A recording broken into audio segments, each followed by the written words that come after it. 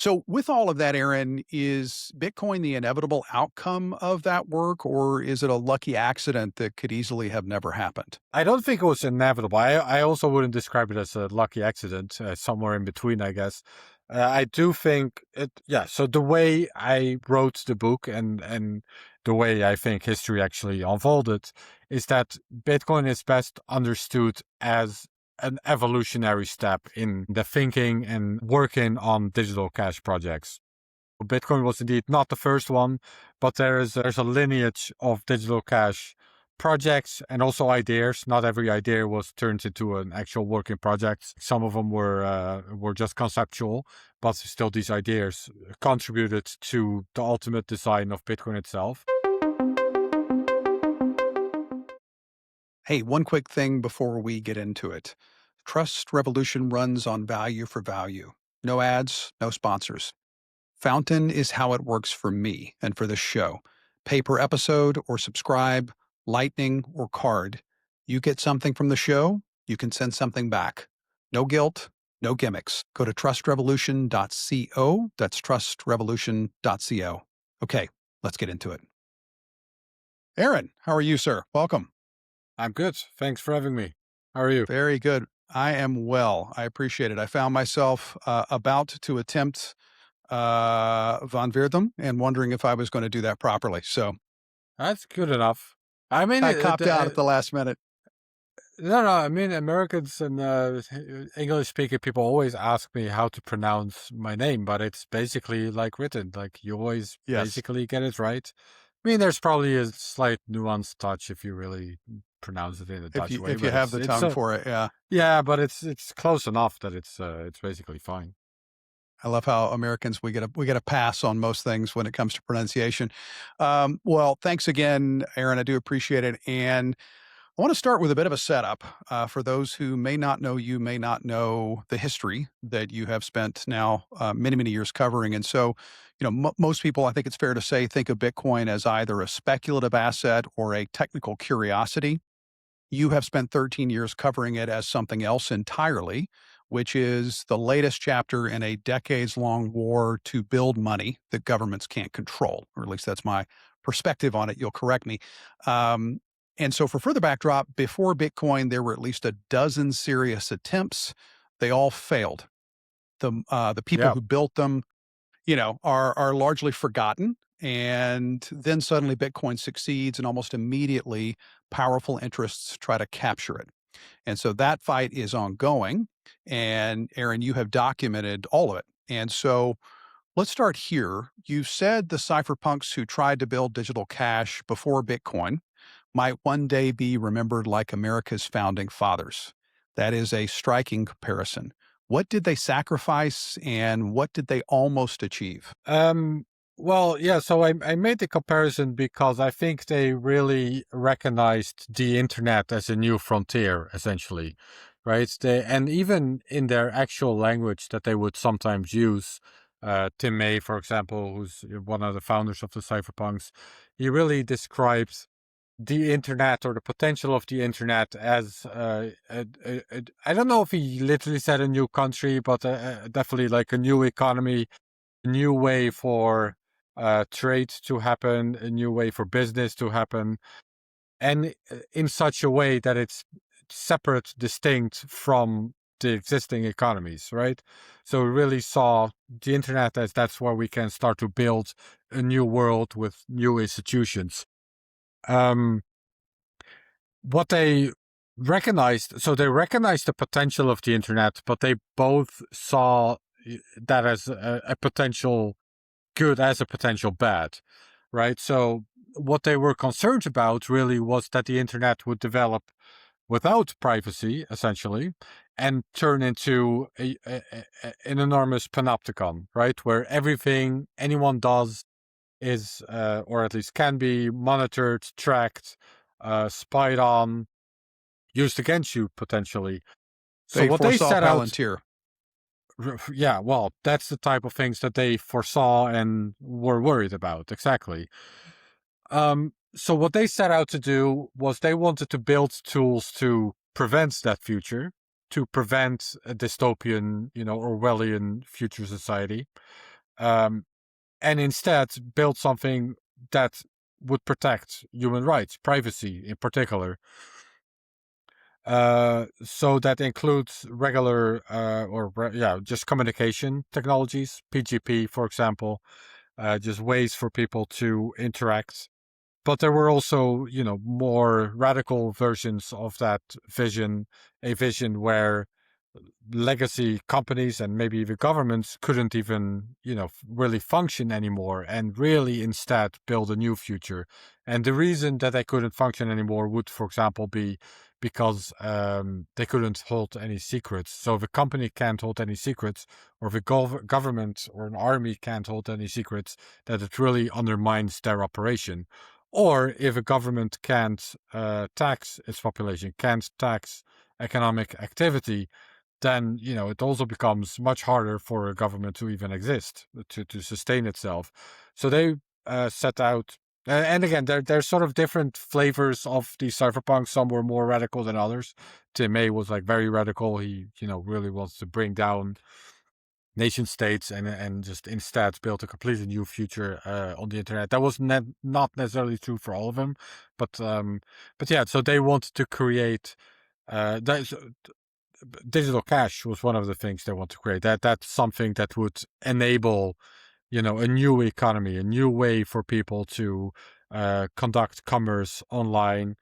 Um, but also things like smart contracts, like that's something Nick Szabo came up with, like a way to conduct business online in a way that wouldn't require uh, conventional contracts and governments to enforce these contracts. But really, if you provide a service, then automatically you get paid for providing that service. So all kinds of ideas to build a whole new parallel economy on the internet, essentially, with digital cash as a crucial component. Right, and I think, I mean, I don't know, that everyone would agree on this, but I think in many ways they were describing what at least Balaji Srinivasan calls the network state, and I don't know that, full credit to Balaji. Some people have their beef with him as to being a shitcoiner, but, I think he has taken, in my view, a pragmatic, maybe some would say a compromised take on Tim May and others' vision of what that network state would look like. So, with all of that, Aaron, is Bitcoin the inevitable outcome of that work, or is it a lucky accident that could easily have never happened? I don't think it was inevitable. I also wouldn't describe it as a lucky accident, somewhere in between, I guess. I do think yeah. So the way I wrote the book and the way I think history actually unfolded is that Bitcoin is best understood as an evolutionary step in the thinking and working on digital cash projects. Right. So Bitcoin was indeed not the first one, but there's a lineage of digital cash projects and also ideas. Not every idea was turned into an actual working project. Some of them were just conceptual, but still these ideas contributed to the ultimate design of Bitcoin itself. But yeah, I am quite convinced, although I haven't spoken with him. I can't know for sure, but I'm quite convinced that Satoshi was part of, or at least aware of, the cypherpunk community, and was aware and had studied these other digital cash projects, because Bitcoin just resembles some of these projects, or at least in part. It takes inspiration from them. That seems pretty clear to me. So yeah, I mean, the obvious one is like proof of work, right? Introduced by Adam Back and Hashcash. There was also another proof of work system, by the way, which I describe in the book, but that works a little bit differently than Hashcash, which very directly sort of is implemented in Bitcoin. But also Bit Gold and White Eyes, B Money, and like all these projects inch closer towards something that can actually work as a digital cash system, but also all of them had some sort of limitation, which made that they either couldn't quite work or they could work, but the incentives weren't quite right to be adopted as digital cash. And Bitcoin brought together these different ideas, also ideas about money itself, also Austrian economics influences, and it was all brought together in a system that works. So it well, that's a big debate in history more generally. Like, is Certainly. like do Revolution, historic evolution, yeah invention. well Yeah. and like, do inventions, were they inevitable, or did it really did take unique individuals or particularly insightful individuals Yeah. to sort of make that step? Like, without Satoshi Nakamoto, whoever it was, would Bitcoin still have been invented? Well, probably not in the Right. exact same way, but it's clear that there was step by step evolution towards something like Bitcoin, at least. I don't know if this just crept into my mind and someone else deserves credit for it, but I tend to think of it as a chemistry experiment where stability was finally reached. You see all the beakers exploding and the crazy lab meltdowns, and then suddenly someone got the formula right. Well, and you touched on this, Aaron. So let's go back and go deeper. Before Satoshi, brilliant individuals, some of whom you've already named, spent decades trying to solve this problem. Notably, David Chaum was a world class, is world class. I suddenly realizing whether I don't recall if he's still with us. World class Yes. cryptographer. Okay, good, good, good. Thank you for that. And he built a working digital cash in 1989. As I understand, banks were interested. He had venture funding, and then it collapsed. And so, walk us through DigiCash. What did Schaum build? How close did he get to driving it as a standard, and what ultimately killed it? Yeah, so digital cash actually existed, right? So that's one of the digital cash projects that was in fact implemented. Um, and it's really, David Chaum really showed the way. He was way ahead of his time. He was basically the first person in the world to realize that money is going digital, right? With the emergence of the internet and computers, money will go digital. And then, as I alluded to before, but this is even before the cypherpunks. That's why I'm saying he was ahead of his time. Even before the cypherpunks were established, he recognized that that can lead to two different futures. A future where every payment that anyone ever made makes is monitored or can be monitored, traced. Um, this Orwellian future, or we create a digital form of cash. And what he really meant by that is a form of money for the internet that can be used privately, anonymously, with so it can't be tracked in that way. He was really the first person to foresee that, and indeed also the first person to, in fact, implement it. I think. Oh well, you mentioned '89. I think that's when he first proposed the idea. It was implemented a bit later, Right, right. sometime in the mid '90s. And what that was, so it was not, he was not trying to reinvent money itself. He was not, like the Austrian economics folks that were also getting involved with digital cash. He was not one of those. Digital cash was really a tech layer for banks themselves. So banks could adopt it. That was the idea, and some banks did, and could issue digital cash to their customers, essentially. So you would withdraw. It was basically just a number from a bank, and you could send that number to someone else through whatever mode of transfer you wanted. It could just be via email, or you could write it down on a piece of paper, I guess, if you really want to. It didn't matter. And then that person could withdraw the cash again to their own account, essentially. So it would use euros or dollars or whatever the fiat currency of the bank was. That's what you could use. The problem with digital cash, as I mentioned, it was implemented. There's kind of different versions of the story of why it went wrong. There's, not everyone agrees on that, and especially the people that were involved with it pretty strongly agree on some of the points of why it didn't quite catch on a big scale. One version of the story, which I personally, I think both sides of the story are probably at least partly true. One side of the story is that there was just no real demand for it.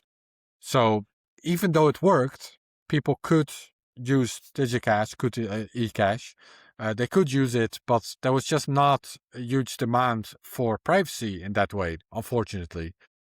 I think there's a lot of truth to that. We see that, even today, a lot of people don't really care that much about their privacy. I think it's And growing a bit. I would just say quickly, and thank you for the correction, Aaron, on 89 versus early 90s. I got those mixed up, but I think in 89 when he was conceptualizing, I would just note for the younger people in the audience, this was pre-web, early internet. Really, email was the only thing we had, and so to fast forward even into the early 90s, web was 93, 94, was radical, and so as you follow that up, Aaron, and again, sorry to interrupt you, I'd love to get your take on the presumption that this had to be done via banks, versus we'll come to this Bitcoin and be your own bank. So, is there in your research, in your work, have you found any insights into would there have been a conceptualization to move outside of banks, or was it just, hey, this is the way you've got to do it? Well, he did have a test project as well. So DigiCash, the company that he had, and this is a big part of the story in the Genesis book, actually. But he did have a test version of eCash as well that did operate outside of banks. So what they did was they just promised, essentially. There was no way to guarantee this cryptographically or in any other way, but they did promise there will only ever be 100 million of these currency units. But in their view, this was really a test project. They did not foresee this having any real world value. They did not see this as a real alternative that people would use. It was just sort of to play around with and test the technology. In his vision, in his mind, the ultimate, user would indeed be banks offering it to their customers. That was really what DigiCash itself was working towards. But And other cypherpunks did, for example, play with that test project, and they did run with the idea basically that it could potentially also work outside of banks and indeed create a new form of currency. And Back, in particular, he saw that this DigiCash test project was gaining some real world adoption, and that for him was a sign that, wait a minute, that means that we can also just do it without the banks. I think that was a huge inspiration or step in the thinking towards being Bitcoin. That test project that DigiCash had. right, and then if I do get this date correct, Nick Szabo designed something I think most would say almost identical to Bitcoin in '98. Um, why ultimately could he not make that work, and consequently, what was Satoshi's breakthrough? Yeah, I would not say it was almost identical, but it was definitely inching closer towards Bitcoin. It had the same proof of work mining essentially. It even had something that you could, if you squint your eyes, kind of see as a blockchain kind of thing. Um, it was also very complex, however. Excuse me. It was a pretty complex design, and that had a lot to do with the way so with these other digital cash projects, usually the proof of work that you created, the hashes, these were themselves the currency units. That's something Satoshi abandoned, right? He uses it as a consensus mechanism and also as a way to get coins into circulation, but the hashes themselves are not the currency units. And with these other projects, they often were. The hashes were the currency. That's what you would basically send and receive to someone else. So the problem with that one is that as computers become faster over time, it becomes easier to produce these, and so you have a sort of technological inflation that's then in the system. It just becomes easier and easier to create more money, so that you don't have a limited supply of money in that way. So that's something Satoshi solved with the difficulty adjustment algorithm, right? So and just by saying that the hashes are not the currency, the hashes are a way of proving that you did the proof of work, and then you get rewarded currency units, but that's a fixed amount every block, and therefore every 2 weeks because of the difficult adjustment algorithm. The other thing that Satoshi didn't quite solve was the ownership registry. So who owns what hashes? There was a registry for that, where you could look up which public keys own which hashes. But someone had to maintain this registry, and he had thought of a way that it required like a special subset of users that would do that, and then they would vote on if there's a double spend, if the same hash is sent to two public keys at the same time in different parts of the network see different versions of the ledger because of it, splitting the network essentially. With Bitcoin, that's solved with proof of work, right? Longest chain ultimately gets, everyone follows the longest chain. With Szabo's idea with Bitgold, there was like a voting system and a subset of users, but it wasn't really watertight because first of all, who gets to be one of the people that votes, and how do you stop Sybil attacks? How do you stop, one person having 10,000 accounts and skewing the vote that way? So that was sort of an unsolved problem, and I think because of that, Bitgold was one of these projects that was a concept, but it was never actually implemented because it still had such a fundamental problem that just wasn't solved. And from there, I mean, if we look at those two instances and others, where they fell short, what does that tell us about what could still break Bitcoin today? What do we draw from the two that we've discussed and the many others that you have studied at length? Well, I don't know if this relate. Well, I mean, ultimately, the known weakness of Bitcoin is a 51% attack, right? Satoshi knew it. It's in the white paper. That's a way where you can attack Bitcoin successfully, which requires having a majority of hash power. Or there's some mathematical models that you can do it with even a little less than a majority, but let's just say a majority of hash power. If you have that, then you can censor transactions, you can double spend, you can basically break the system in very bad ways. And I would say that is still the biggest problem ultimately.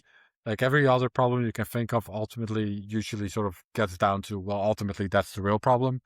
And you do see, today in Bitcoin, we're not in a great situation actually. Power is very concentrated. A handful of mining pools that have the majority of hash rates combined. There's huge data centers where a lot of the mining happens. There's only, really only one or two chip manufacturers that can produce the machines that are required for mining. So that's kind of like a supply chain attack in a way. But these are not really solved problems. Right now, they're mostly being solved kind of because the incentives still align. But, that also breaks down if and when mining becomes more heavily regulated and governments start to get more involved. I'm not necessarily bearish on it. I do think there are ways forward with this. We have some advantages on our side, essentially, when it comes to energy production is sort of inherently decentralized, or at least in a way that you, there's the advantage of scale, right? Like it benefits you if you concentrate certain industries, in this case mining, in one position. But there's also disadvantages of scale, and that has a lot to do with energy production. At some point, the energy that you're using for mining, you can put a miner next to, um, let's say, a hydro dam. But at Mhm. some point, you've used all the energy on the hydro dam, and then it becomes cheaper to use a different hydro dam or use solar energy somewhere. So the energy part is sort of inherently decentralized, and on the long term, we can hope that because of that, mining will also become or become more decentralized over time. That's our best hope, I would say. Right. And then there's Well, also and some please. technological improvements when it comes to decentralizing mining itself, and so there's reason Definitely. And I want to get into to think that. it could improve. Yeah, go on. Yeah, and I think so. And I kind of bring us forward and bring us back. And so, if we look then at Chaum and '89, some of his early research, we've got 20-ish years before Bitcoin as we know it actually worked. It grew, and then something happened that most people today have never heard of, but might, be the most important event in Bitcoin's history. Between 2015 and 17, there was an all-out war over what Bitcoin would become. And on the one side, the largest mining companies, exchanges, well-funded startups. To your point, they controlled most of the hash power and most of the economic activity. And then on the other side, this ragtag coalition of developers and users, many anonymous, running nodes in their basements. And so the big money lost. Aaron, you covered this at length, and as it unfolded, most people today have no idea it happened. For someone who wasn't there, paint a picture for us. How close did Bitcoin come to being captured in 2017? Yeah, well, captured or just failed entirely. These were two very real risks, at least in my mind, in my experience at that time, because that's another risk that I would say that's the other big risk is Bitcoin could split and basically the community could destroy itself potentially, because ultimately everyone does have to agree. It's a very human, very social sort of phenomenon where everyone does have to agree what Bitcoin even is, right? And that came into question during the block size wars, where a segment of the Bitcoin community, of users, miners, whatever, they wanted Bitcoin to have different protocol rules, essentially. And at that point, so they tried to, in a way, force that through. Had they been at least somewhat successful, then you could have gotten a split in the Bitcoin blockchain, and that can cause all kinds of confusion about, well, what is Bitcoin actually? It's a very sort of meta question about what is Bitcoin really? Which software is Bitcoin and which is not? And if there's no agreement on that, then it can get really messy with different exchanges listing different coins essentially as Bitcoin. Someone sending a Bitcoin transaction, someone else not receiving it because apparently they're not on the same network. I think especially in the early days of the block size war, that was in my mind a very real risk that something like this could happen. And in these early days, I think that could have potentially destroyed Bitcoin. Like that complete chaos and confusion, I think that could have devastated the entire project. I think we came out of it stronger than we went in, because in a very real way that problem was resolved, in the sense that the community did sort of formulate a at least a rough definition of Bitcoin, which is a sort of conservative definition of Bitcoin. Bitcoin is, the rules that we were already using. If you want to change the rules, then that's not Bitcoin. It was not obvious at the beginning, but that's sort of what everyone settled on, which I think was the right, that's the right place to settle. That is how you can scale something like Bitcoin up and not introduce politics, essentially, or at least not introduce a type of politics that could undermine the viability of Bitcoin. And then, yeah, to the question of, could it have been captured? Also very possible. Like, it's also very possible if a big enough segment of users, miners, developers would have settled on a different, definition of what is Bitcoin, then Bitcoin could have changed, and arguably changed for the worse. In that specific case, it could have been changed to a form of Bitcoin that people can't actually run on their own computers. Therefore, they can't verify the Bitcoin supply, for example. They can't Which for use... anyone who participates in, owns, holds, uses Ethereum, that's where they have found themselves, right? So we could have become that. Right. Yeah. I think it's of fundamental importance to Bitcoin, probably the single most important thing, that it is trustless, that you don't have to rely on some authority to tell you how many Bitcoins are in circulation, for example, that you don't have to rely on some authority to confirm for you that you received the transaction, but actually it is all based on code, math, raw energy, and you can verify that for yourself. So again, I think that was being put to the test during the scaling wars, and I would say Bitcoin came out of it stronger than it went in, because the question was settled on these points. Well, and a follow-up to that, in order to once again set a backdrop that carries us forward into what we may be encountering. Again, the New York Agreement, 50 companies, I believe, 80% of economic activity, they agreed to change the rules. No developers were invited. That's in some ways could have been a slam dunk for the so-called participants of the New York Agreement. What ultimately went wrong for them? And maybe that's a UASF discussion, but take it where you will. Um, Well, I think a big part of it was, in fact, the market ultimately deciding otherwise. And by the market, I mean users, individual users that value Bitcoin. That whole, that's where Bitcoin ultimately gets its value from, right? People willing to accept it and hold it and value it as money. When someone And asks what backs Bitcoin, it's the people, it's the right? users, yeah, exactly. And during that time, we started to see fork futures.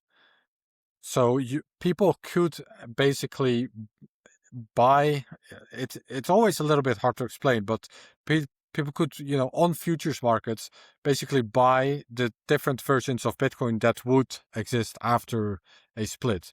And on these fork futures markets, we clearly saw that the users, the markets, valued the more conservative Bitcoin more than the Bitcoin that would change its rules, controversially in that case. I think that's ultimately why the backers of the New York Agreement gave up. I think that's why they ultimately said, okay, we don't want to destroy Bitcoin. I don't think they wanted to destroy Bitcoin. I think they, for the most part, just had a wrong idea about where Bitcoin gets its value from. And I think that really showed that to them. And the same is true for miners. Ultimately, miners want to make money. Ultimately, miners want to value or want to mine coins that are valuable. And these fork futures really made it very clear that no, the value is not where they thought it was. It's actually in a more conservative version of Bitcoin that doesn't change the rules when there is a dispute about that. So I mean, that's ultimately the market decides what is Bitcoin. That's ultimately what it comes down to. And these fork futures really made that clear. And even after the split happened, it's also been very clear, right? We did see a split with Bitcoin Cash, for example. The New York Agreement technically still had a coin, I believe, but that was not even worth. I don't. We don't even have A to footnote. consider that. Yeah, exactly. But Bitcoin Cash is a good example that, it was at one point trading at, I think at its peak, even at 40% of Bitcoin's value, but over time it just trended to zero. And today it's, basically irrelevant because ultimately the market decides what is Bitcoin and what is valuable. Right, right. And that is the conservative version of it. So the users won, Bitcoin's rules held. But I think I take, from my own observation and from certainly your writing, that the fight didn't end, it has changed forms. And you've alluded to this. So right now, if I have this correct, 11% of Bitcoin's mining power is actively censoring transactions that by some interpretation the US government or others don't like. And meanwhile, governments are buying Bitcoin, sort of the same governments Bitcoin was designed to escape. And so, with that, let's talk about F2 Pool as an indication or a canary in the coal mine. Not necessarily, in the weeds, but they've been censoring OFAC sanctioned transactions. 11% of hash power. Again, if my research is correct, how much censorship can Bitcoin survive before we lose the censorship resistant money moniker? Well, it depends. There's two forms of censorship. One, I would say, is the harmless form of censorship. That's all we've seen so far. And that is if an individual miner doesn't include certain transactions in a block, then they don't mind these transactions, but other miners still can. So I don't think that's really a big problem. If anything, it's a problem for the miners because they're missing out on fee revenue. It's a very minor problem for those sending these transactions because sometimes they have to wait a little bit longer until it confirms. Not really a big deal. That wouldn't even be a big deal if it's over 50%, they have to wait longer for their transactions to confirm. If it's even if it's 95%, well, now you have to wait a couple of hours, which might be a pain in the ass, but it's still it's not that big of a deal. It's an annoyance at worst. The real problem happens if miners not only refuse to mine transactions, whether that's because the government doesn't want it or because they don't want it themselves, or whatever the reason may be, but if they also refuse to mine on top of blocks that include these transactions, right? So basically reorg out any blocks that include transactions that they don't want to mine for some reason. And If was that that part of Mara's proposal, Aaron? Was No. that what? No. Okay. No, I don't think Mara is even censoring anything anymore, as far as I'm aware. They had a brief stint where they announced that they were mining OVAC compliant blocks. There was a big backlash against it, and I think they dropped that policy pretty quickly. To your point, I do believe F2 Pool was excluding certain forms of transactions as well, and then you also have Ocean that's excluding different type of transactions for different reason. Hmm. But again, these are harmless at this point. These are harmless because they're still mining on top of blocks that do include these transactions. So it's not really a big deal. It's only a big deal if more than 50% of miners not only censor transactions but also reorg out, so refuse to build on blocks that do include these. Then you get true censorship essentially, and then then the question is, what do you do about that? Assuming that we want to do something about that, which I would say we do, because I see censorship resistant as a fundamental value proposition of Bitcoin. So then what you do about that is there's sort of two answers to that question. One answer is we don't do anything. It's just the people that want to make these transactions have to include higher fees. Then if the fees build up enough, then the incentives for miners should realign with including the transactions. So that's one answer. The other answer is then we actually do need to change the protocol in such a way that these transactions have to be included, or you change the proof of work algorithm, which essentially fires the miners, and now you can get a whole new group of miners or home miners again, or something like that. That will start to include these transactions again. So there's different answers to that question, and I think if we get to that point, that will be a very big controversial debate on which way to go. Hopefully, we'll never get there, but Right. Well, and that's helpful. I mean, there's to sort of disagreement on how to handle that. right. And as you say, the the act itself is one thing.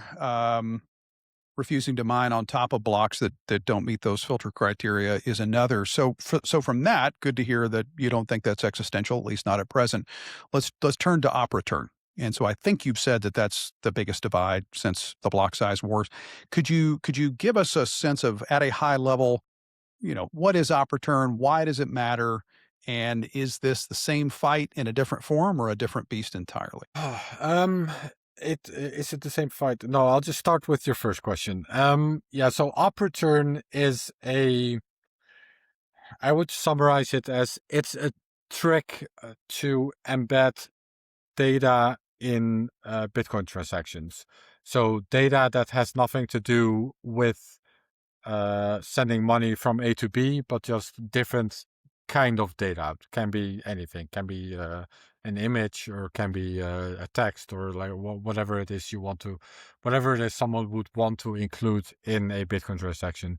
The context is it was always possible to include data in Bitcoin transactions. That was also always something that people did. And it's probably not something that can be stopped either. And at some point, Bitcoin developers decided that, well, if people are going to do this anyways, then it's better if they use a method that's not as harmful, because some of the other ways can be harmful for various reasons. In particular, make it harder to run a node, more expensive to run a node. So with op return, you kind of limit the harm that it does. And recently, there was never a limit on upper on a consensus level. The protocol also always allowed you can put whatever data, however much you want, as long as it fits in a block. You can fit it in an upper and then it can end up in the blockchain. However, for a long time there was a sort of soft limit in the sense that if it wasn't included in a block yet, then a transaction with a big upper would not be transmitted over the network. Nodes would not help share it to other nodes. But if it was, included in the block, if a miner received it directly or a miner put it in themselves or whatever the reason is, if it's in a block, it's fine. But there was always a soft limit. That soft limit, in the view of Bitcoin developers, and I agree with them, has basically become useless in recent years because people had started to figure out other ways, again, to put data in transactions, including larger chunks of data. You saw that with inscriptions. It was a big rage with people putting all kinds of animated images and whatever it was in Bitcoin transactions. Monkey JPEGs. Yeah, whatever it was, they were putting that in Bitcoin transactions. And at that point, Bitcoin developers figured, okay, well, if people are doing that anyways, then let's also get rid of that soft limit that's still an upper because upper is still a less harmful way of doing it. It's still better if people use upper. So let's get rid of the soft limit as well. And then that's how people will hopefully do it. There's a specific, there was a specific trigger for this, which was there was some meta protocol that wanted to use the Bitcoin blockchain to enable something that they were interested in enabling, and they were starting to use basically pub keys of fake pub keys. So fake addresses, essentially addresses that you could send money to, but no one owned the private key. And that's a very harmful way of embedding data in the blockchain. It bloats the UTXO set. It's a bit of a technical term. I don't know how technical your listeners are overall, but it's bad. It's a bad way of doing it. So at that point, the developers said, okay, let's get rid of the soft limits. And this caused a lot of controversy because a segment of the Bitcoin community, they saw that as a sort of surrender or endorsement even of using the Bitcoin blockchain for other forms of data. I don't think that's an accurate way of looking at it. That's not, I don't think Bitcoin developers were seeing it that way. I also don't think it's technically true. I think it was a harm reduction mechanism. And that's how it was intended. And I think that was, all things considered, probably the way to go. But yeah, some segments of the community were very angry about it, are very angry about it. And in fact, apparently want to do something about it by now changing the protocol to not only limit that, but also try to limit other forms of embedding data in the blockchain.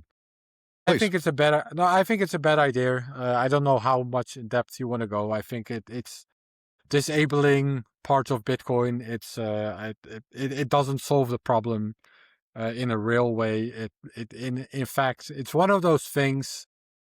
As mentioned, operator is essentially harm reduction. And it's one of those things, if you try to fight it, I think it gets worse because you try to fight it and now people are going to use other forms of including data in the blockchain again. And the whole point was, harm reduction. And so it's a bad idea. It's a badly guided proposal in my view, but well, and I think, so you've answered some of this, I believe, but let me cast it in a slightly different light. And this is very much going to be your opinion. I'm not asking you to speak on anybody's behalf, but what we've talked about, the Cypherpunks certainly understood what they were building. The supporters of the user-activated soft fork UASF understood.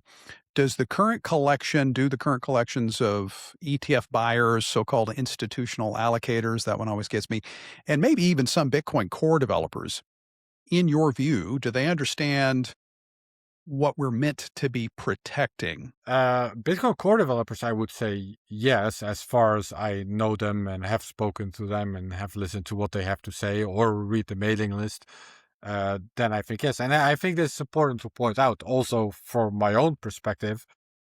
I don't like all this data embedding either. I think that's not what Bitcoin is intended for. I wrote a whole book about what I think Bitcoin is intended for. I think it's intended to be a digital form of cash and a hard money, and these things combined. I think that's what makes it interesting and valuable and important, and that's why I spend so much of my time writing about it and focusing on it. I think for the most part, the same is true for Bitcoin core developers. I think they generally share that perspective. At the same time, I mentioned earlier, Bitcoin, I think censorship resistant is a fundamental property of Bitcoin.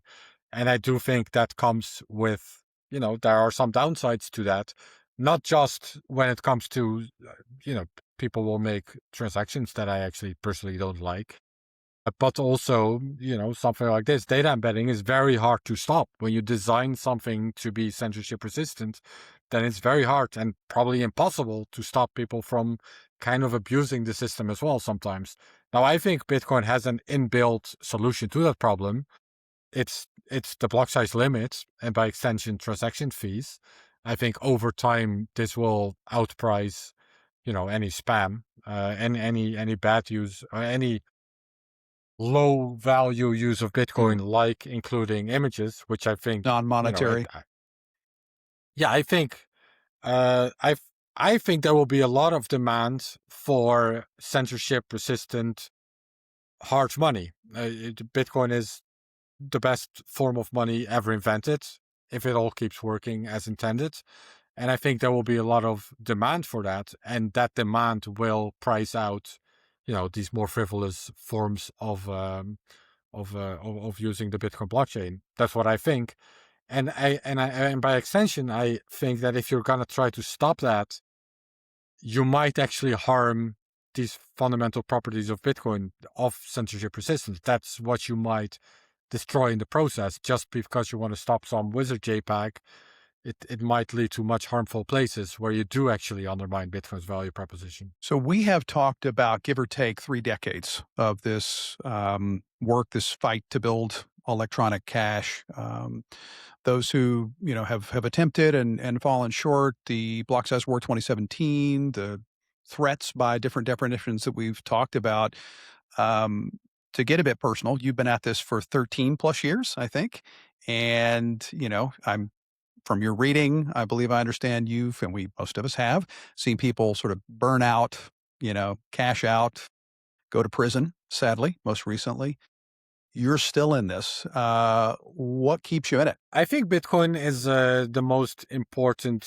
Well, I always said that. There's recently there's well, I always my answer was always I think Bitcoin is the most important technology in the world right now. I think it has the most potential to change the world and change the world, I think, for the better. Uh, and if I have to decide where I'm going to spend my time and energy on, then I would like to spend my time and energy on what I think is the most important thing. I do think AI is starting to catch up. I'm starting to think AI is also up there as I would agree arguably the most important technology in the world. My attention is maybe starting to get a little bit with divided. you, for good or for ill, right? Depending. Right, exactly. It's very similar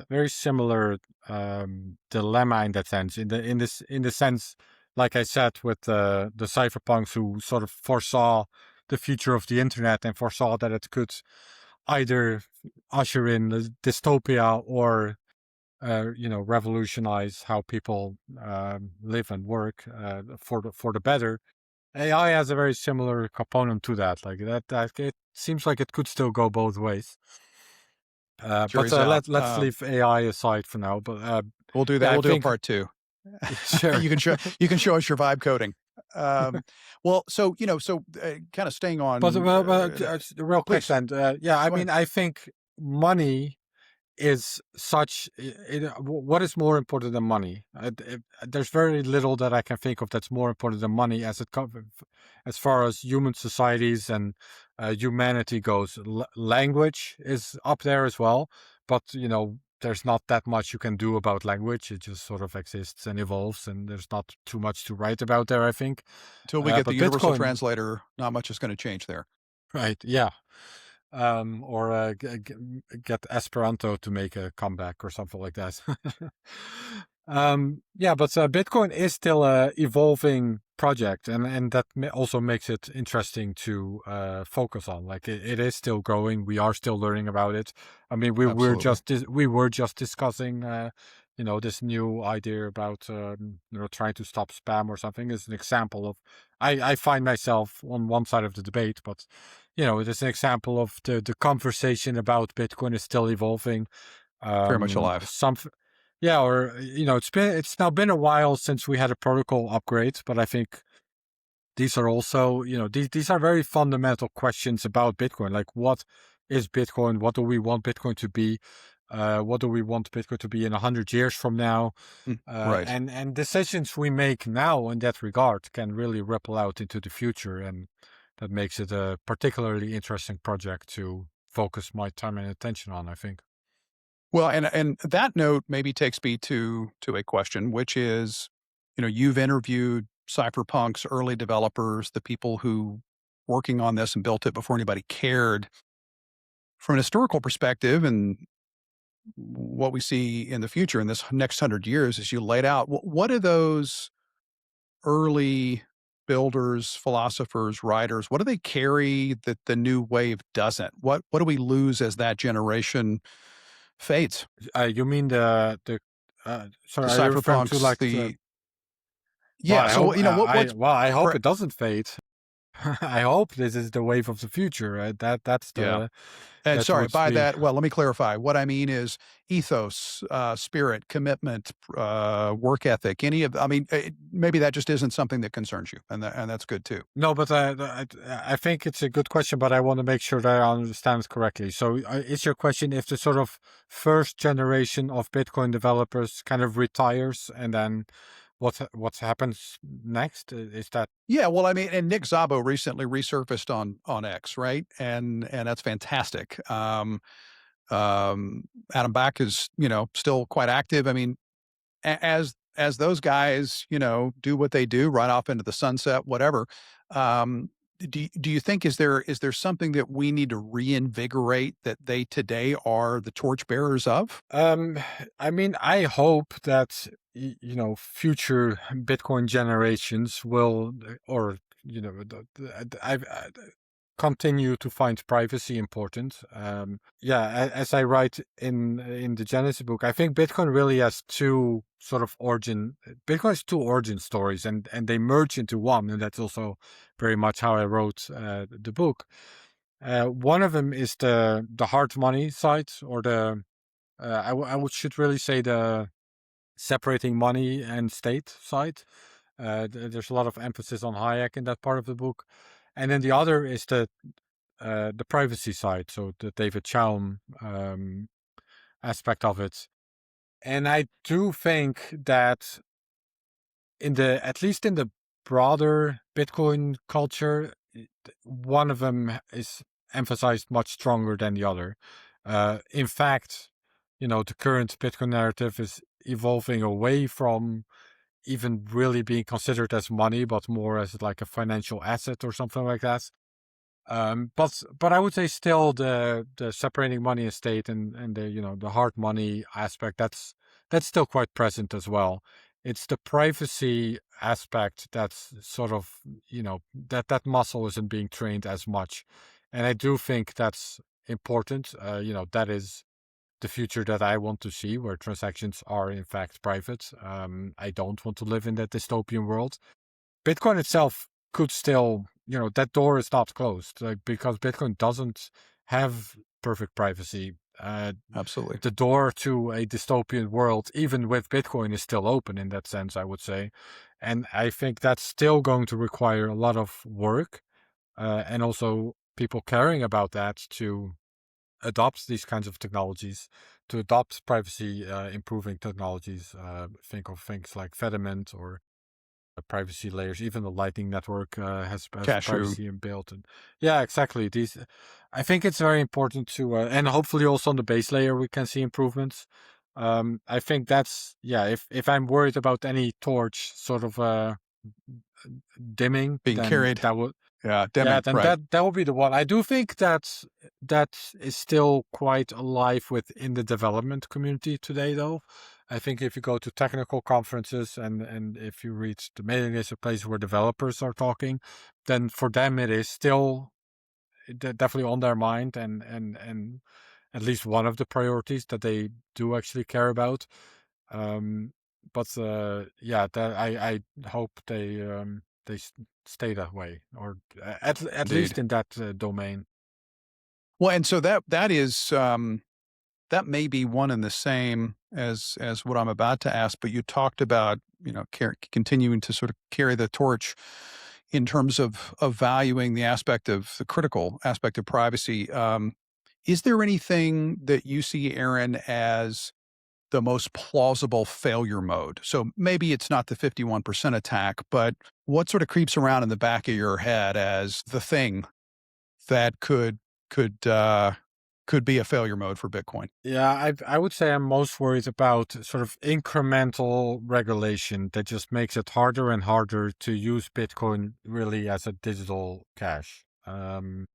As unconcerned as I am about, spam or something making that Mhm. impossible, which is getting everyone riled up, I am actually concerned about legislation making that The harder slow and harder. death. Yeah, exactly. The or embrace and what there's a saying, right, in English, embrace and But you know what? Fun story. I was at Microsoft when the embrace, extend, extinguish was invented. Yeah, oh, you were right. Yeah, I was well, in that. fact. Yeah, Yeah, so making self-custodial wallets, or I mean, even the fact that we're using that term now, self-custodial wallets, it's just using that was wallets a as linguistic hack. That was absolutely I think yes. it was. I think we, the Bitcoin community, actually came up with that. Unfortunately, or ironically, or Okay, I thought that was it. foisted or shoved in by some clever legislator. I think it was the term was introduced to actually protect the rights of self custodial wallets. To So create it a was. category that could be protected. Yeah, exactly. So it's sort of invented for a good reason, but it's still a term that I don't like because it should just be a wallet. That should just be the default way that people think about using Bitcoin is having your own private keys or your own wallet. But yeah, making that harder and harder. As I think you mentioned at the start of the show, we're already seeing privacy developers going to jail. Very bad development, obviously. Just increase of KYC, AML type of regulation, which is getting really ridiculous in my own experience in some cases. Absolutely. Um, yeah, and then at the same time, in parallel, you do see the very regulated institutions adopting Bitcoin in a way, like whether it's ETFs or treasury companies or but in a way that has nothing to do with actually using Bitcoin as a form of digital cash. So you see these two tracks sort of playing out at once, where no, they're not banning Bitcoin. They're also not attacking it on a protocol level yet, at least. Although even miners, I think, are increasingly dealing with various forms of regulation. So that can be ramped up over time. But yeah, I would say the incremental regulating more and more parts of Bitcoin. Uh, that's not even a future concern. That's just a present concern of something Absolutely. that's happening. Day after day, essentially. Yes. And, continues here in the US for anyone who's, um, dealt with banking and Bitcoin, in my time at NYDIG and just seeing what choke point 1, 2, 3, 4, 5, and beyond, the so-called Operation Choke Point, what that has done to your point, and quite devilishly. It doesn't need to be one fell swoop. It just needs to be suffocation. And so I think that is certainly the thing that I think most about. Let's wrap Yeah, it up here, the big Aaron. concern is sort of the emailification of Bitcoin, right? Where Touche. you know, And I think I understand your subtweet. my subtweet. But yeah, maybe that I'm being too aloof. But there are certain players that are looking to make it as simple as email, but with it as highly monitored and susceptible to manipulation, man in the middle attacks, and the like. Right. Well, I wasn't getting that specific necessarily, but yeah, the general idea that the SMTP protocol is still out there, but no one actually uses it directly Runs because their own. everyone, Yeah, Yeah, exactly. And that's sort of the bad scenario for Bitcoin is that the Bitcoin protocol is out there, but no one's actually interacting with it directly because everything is happening through custodial solutions and regulated entities, and absolutely. you really lose what makes Bitcoin important and arguably valuable in that way. Well, shout out to my node there in the corner of my office. So, Aaron, for someone who's listening who maybe recently realized that the money in their bank is not actually theirs, what should they do, and what do they need to understand first? About Bitcoin or just Yes, in yes. general? Unless you have other tips. I mean, I think the best tip is to just start with just get yourself a little bit of Bitcoin, right? But get it on your own wallet. Get a wallet, get some Bitcoin on it. If you really haven't used Bitcoin yet, just try it out with a small amount. And I think just touching it is the first entry point to getting more interested, hopefully. Um, yeah, I mean, I would recommend uh, maybe there's a good point to pitch my book here, or Please do. Absolutely. I was trying to tee you up for that. That was the tee up. well, yeah. Well, the Genesis book, check it out. It's the prehistory of Bitcoin, the origin story of Bitcoin. If you want to know where Bitcoin came from, the Genesis book is the place to go. If you could sit down with the version of yourself who, as I understand it, first found Bitcoin in 2013 by way of Silk Road, what would you tell him about what this would entail, and would you still advise to go down this path? Um, I would say nothing. No spoilers. No spoilers.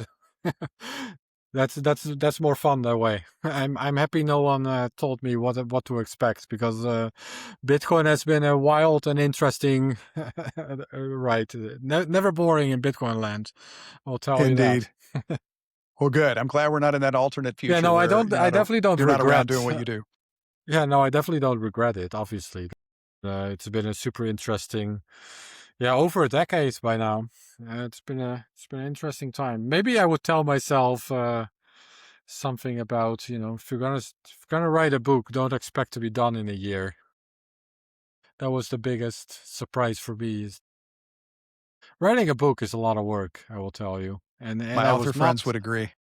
I was not well, I mean, I finished it, but I was not prepared for that when I started. In my mind, I would write a book in like a year and then it's done. But that was something. Yeah, And what was the start to finish for you? How long did it take to go from I'm going to do this to it's available? yeah, it was like 5 years, 6 years But yeah, I really started from scratch, right? I didn't even know myself what book I was going to write. I knew that I wanted to write the origin story of Bitcoin, like the projects, like the people on project that came before Bitcoin. I knew that, but other than that, I really went in as a sort of blank slate myself. Other than the couple of pages that you read in another Bitcoin book about there were some things before Bitcoin. But I was not an expert in that domain before I started, so when I started writing the book, I did not know what book I was gonna write. Essentially, it was a big discovery journey for myself as well. Brilliant. Well, glad you did it. Appreciate all your work, Aaron.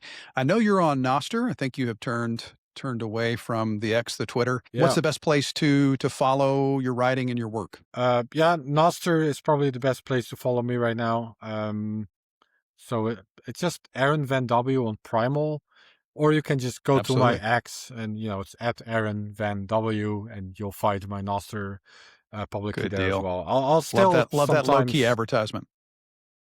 Yeah, I'll still sometimes tweet or retweet some self-promotional things on X, but that's really all I use it for anymore. Got to get that Noster is distribution. not Noster is where I'll share more of my thoughts and these kind of things. Here, I'm with you there. Well, Aaron, thanks again for the time. Appreciate it, and hopefully we can do this very soon. Yeah, thank you All for the having me. all the best. See ya.